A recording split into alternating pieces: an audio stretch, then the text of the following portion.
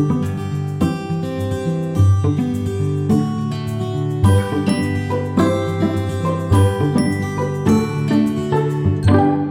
in. You are speaking with the Meeple's champion, and today we're going to be going into our third week discussing another expansion. Now, I do apologize, as last week I was unable to record any videos. My daughter and myself caught the hands, mouth, and feet disease. We were both pretty out of it. Wasn't really in good shape to be in front of a video camera of any type. So, had to push everything back a week, but I'm back, feeling good, and ready to review for you another game. In today's game, I don't have the box unfortunately, but I will be putting something into the side here so you can see what the box looks like. We're going to be going to the expansion for Ticket to Ride, called Ticket to Ride Asia.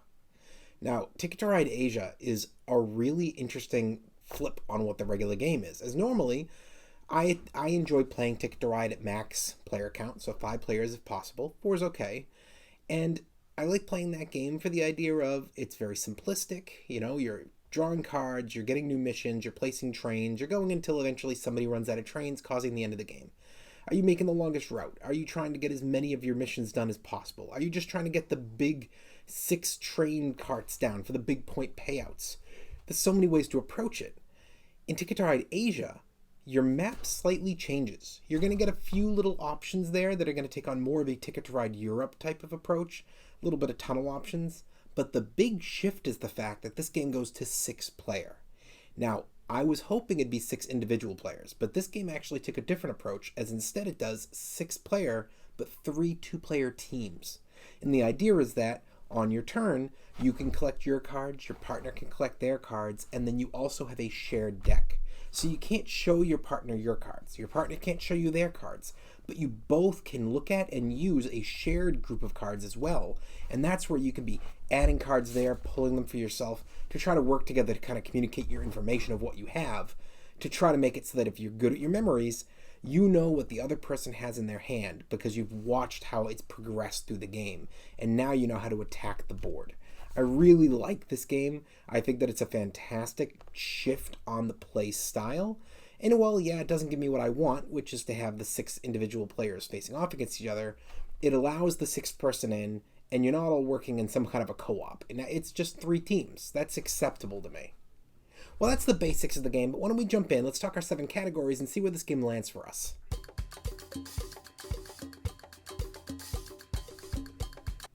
When it comes to the art of this game, it continues right where it left off from the last. The box is really good.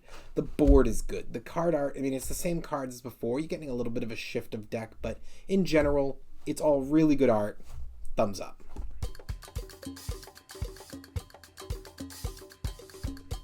Your components. So the only real player piece that's being added to this is you have this new little piece on the board that holds your cards for you and your partner to see together.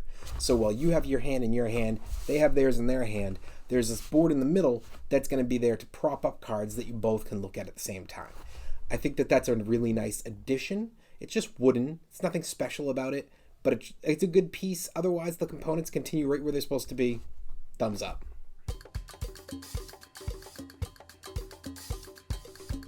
Your price. This game's out there. You're definitely going to find it online. I found it easily in a board game store. And depending on the type of store you go to, if it has Ticket to Ride, either it's going to just have your basic, maybe your Ticket to Ride Europe, or it's going to be just completely overwhelmed with Ticket to Ride. Stores that carry Ticket to Ride and go beyond just the base game tend to have everything. So this game's out there to find. And it's not expensive. It's only about $30 for this. So I think that the price is good, the availability is there. Thumbs up.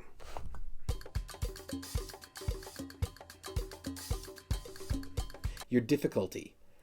The difficulty of the game itself isn't that much more. You're not going all the way to Ticket to Ride Europe where it's that extra level, but you have a little pieces of it thrown in there, so it definitely is bumped up maybe half a level. But the communication is where it really comes in. So it's a different game in that approach. I wouldn't say it's more difficult. I would say it's a different approach of complexity, because are you good at communicating? Are you good at memory? Are you good at teamwork? It brings in a new aspect to it, but in general, I think it's still something that should not be scaring people away, but it's not easy. Thumbs up.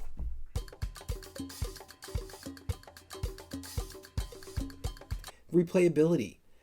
Can you get this game back to the table? I think that this is not going to be as easy as basic Ticket to Ride, because it's still going to require, in order to really play what this game adds, 4 people. Ticket to Ride, I can play that with my wife, and we can have a good time one-on-one.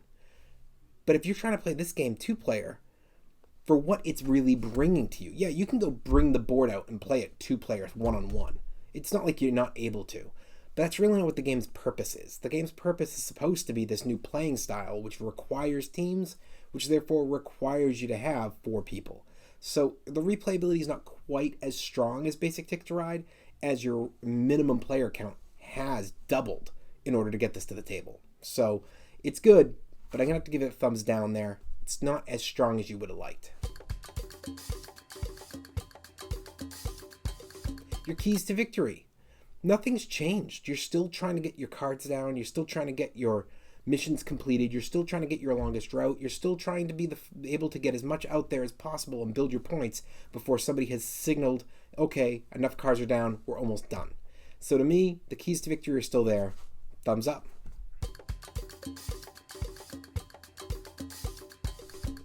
Is the game unique? What does it bring compared to the original? Again, we're talking expansions. Everything about this game is primarily a mixture between Ticket to Ride and Ticket to Ride Europe. So it's not unique there.